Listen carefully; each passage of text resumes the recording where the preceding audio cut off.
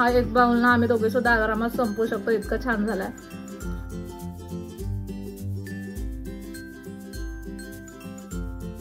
Hello friends, स्वागत आहे तुमचं पुन्हा एकदा बायसिक प्रणू चॅनल मध्ये। मी आहे प्रणू आणि तुम्ही आपल्या चॅनल मध्ये पाहता फूड, कुकिंग आणि ट्रॅव्हल रिलेटेड व्हिडिओज।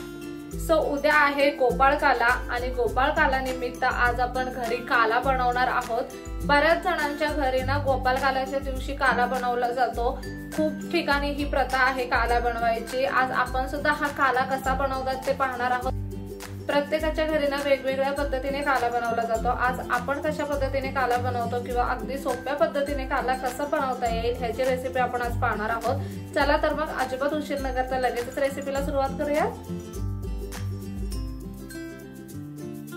इथे तुम्ही पाहू शकता साधारणतः पाऊण वाटी इतके पोहे आपण घेतलेले आहेत, ते आता एका भांड्यात टाकूयात।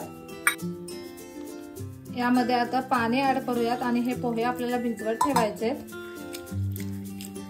हे पोहे ना आता आपण छान असे धुवून घेतलेत। आता हे असेच आपल्याला ओलसर पोहे ठेवून द्यायचे भिजण्यासाठी। आता जोपर्यंत हे पोहे इथे मऊ होत आहेत ना तोपर्यंत आपण एक बाउल घेऊयात अशा पद्धतीचा आणि आता ह्या बाउल मध्ये आपल्याला सगळी कालाची तयारी करून घ्यायची आहे। आता हे एक बाउल आपण घेतलंय, याच्यामध्ये आपल्याला दही टाकून घ्यायचंय। साधारणतः 2 चमचे इतकं दही आपण यामध्ये टाकूया। चवीपुरतं मीठ टाकूया, अर्धा चमचा साखर टाकूया आणि आपण आता हे थोडं विरघळून घेऊया। हे सगळं ना आता व्यवस्थित मिक्स करून घेऊयात आणि साखर विरघळून घेऊयात। हे दही आता छान असं फेटून घेतलंय आपण आणि ह्यातली साखर सुद्धा विरघळून घेतली आहे। आता हे जे भिजवलेले पोहे आहेत ते छान असे मऊ झालेत, ते आपण यामध्ये टाकून घेऊयात। यामध्ये आता आपण चुरमुरे टाकणार आहोत। हे आपल्याला आहे ते आपण 2 चमचे घेतले। त्या ज्वारीच्या लाया आहेत, तुमच्याकडे असेल तर तुम्ही टाका। आपण साधारणतः 2 चमचे इतके टाकलेत ना? हो। आपण इथे काकडी घेतलेली आहे, बारीक चिरून घेतली काकडी, आपण ती टाकूया, अगदी थोडीशी आहे। इथे ना ही चण्याची डाळ आपण भिजून घेतली आहे, साधारणतः 2 चमचे इतके डाळ आपण टाकूयात। साधारणतः 2 तास ही डाळ आपण भिजून घेतली होती चण्याची।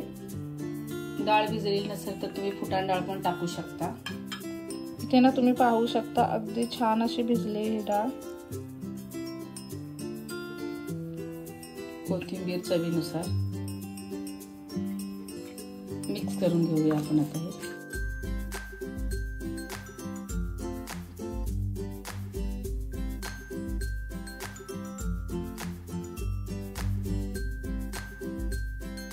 हे ना आता छान असं मिक्स करून झालंय। आता ह्याला आपल्याला फोडणी द्यायची आहे।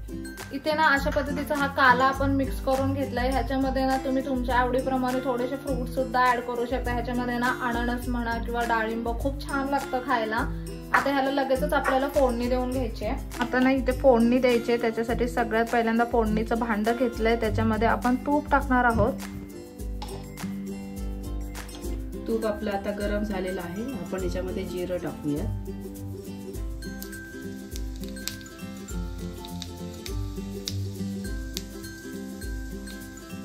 एक मिरची घेतलेली आहे आपण इथे, थोडी कढीपत्त्याची पाने।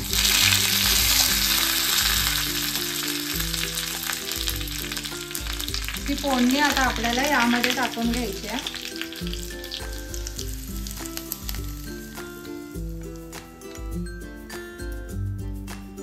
आता हे छान असं मिक्स करून घेऊया। फोडणी दिल्यावरती ना एकदम छान असं सुगंध येतोय काल्याला।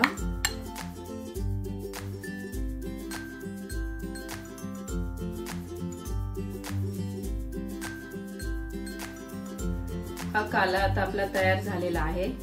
तुम्ही तुमच्या आवडीप्रमाणे कोणतीही फळ याच्यामध्ये वापरू शकता। सफरचंद असू दे, पेरू, डाळिंब, अननस, अशी कोणतीही फळं, तुम्ही केळं सुद्धा वापरू शकता, कोणतीही फळ वापरू शकता। आणि एकदम छान आणि झटपट रेसिपी आहे ना। हो, आणि फक्त काय काल्याच्याच दिवशी खावी असं नाही, डाएट म्हणून पण तुम्ही खाऊ शकता।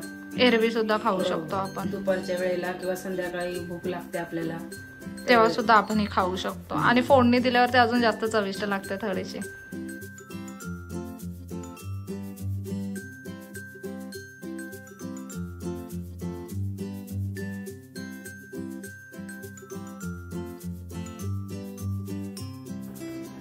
इथे तुम्ही पाहू शकता गोपाल काल्यासाठी अगदी मस्त असा काला आपण बनवलेला आहे। खूप सोप्या पद्धतीने ही रेसिपी बनते। याच्यामध्ये आपण आपल्या आवडीप्रमाणे काहीही ऍड करू शकतो। सगळ्यात महत्त्वाचं म्हणजे कोणतेही फ्रुट्स तुम्ही यामध्ये ऍड करू शकता आवडतील ते। दह्याचं प्रमाण तुम्ही याच्यामध्ये वाढवू शकता। फक्त वरून फोडणी द्यायची। सगळ्यात गेम चेंजर म्हणजे ह्याची फोडणी आहे। फोडणीने कमाल अशी टेस्ट येते काल्याला।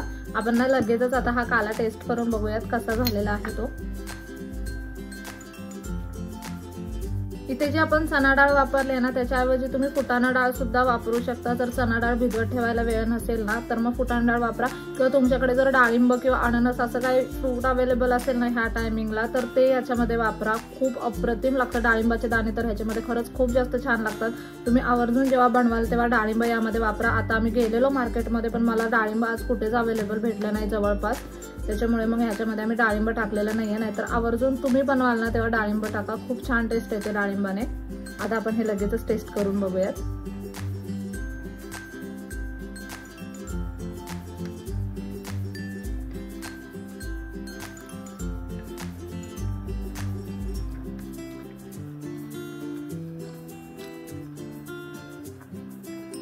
आपली चणा डाळ ना एकदम परफेक्ट भिजली। काकडीमुळे एक छान असा क्रंच येतोय ना त्याच्यामध्ये, आणि मस्त कोथिंबीरीचा फ्लेवर येतोय। फोडणीचा तुपाचा खूप छान फ्लेवर येतोय, तुपाच्या फोडणीचा। तिखट गोड आंबट सगळं एकत्रित लागतोय ना, खरंच भारी लागतंय।